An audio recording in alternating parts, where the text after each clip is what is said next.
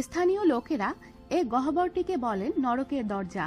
এই গহ্বর থেকেই মাঝে মাঝে ভেসে আসে অদ্ভুত সব শব্দ। বিজ্ঞানীদের ভাষায় এ গহ্বরের নাম বাটাগাইকা গহ্বর।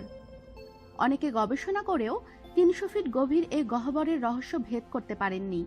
গেল ২ লক্ষ বছরের ভূতত্ত্বের ইতিহাসে এ গহ্বর বিস্ময় হিসেবেই থেকে গেছে। প্রতি বছর এ গহ্বরের আয়তন বাড়ছে ৩০ থেকে ১০০ ফিটের বেশি। সে সঙ্গে এটি গ্রাস করে ফেলেছে আশেপাশের অরণ্যকে। সম্প্রতি কোয়াটারিনারি রিসার্চ নামে জার্নালে প্রকাশিত গবেষণা প্রতিবেদনে বলা হয়েছে, এ গহ্বরের গভীরে নানা ভূতাত্ত্বিক স্তর পাওয়ার অনেক বিচিত্র তথ্য উঠে এসেছে। গহ্বরের ভেতরে প্রাচীন গাছের অবশেষ থেকে ধারণা করা হচ্ছে এটা ঘন জঙ্গল ছিল এ অঞ্চলে। পরে তাকে এ গহ্বর গ্রাস করেছে।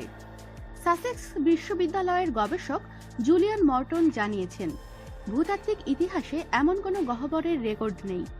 স্থানীয় বাসিন্দারা বলেন, নরকের দরজা দিয়ে অনেক সময়ই ভেসে আসে অদ্ভুত শব্দ। বিজ্ঞানীদের মতে সেগুলো মাটির চাঙড় ভেঙে পড়ার শব্দ ছাড়া অন্য কিছুই নয়। আমাদের সাথেই থাকুন আর সাবস্ক্রাইব করুন।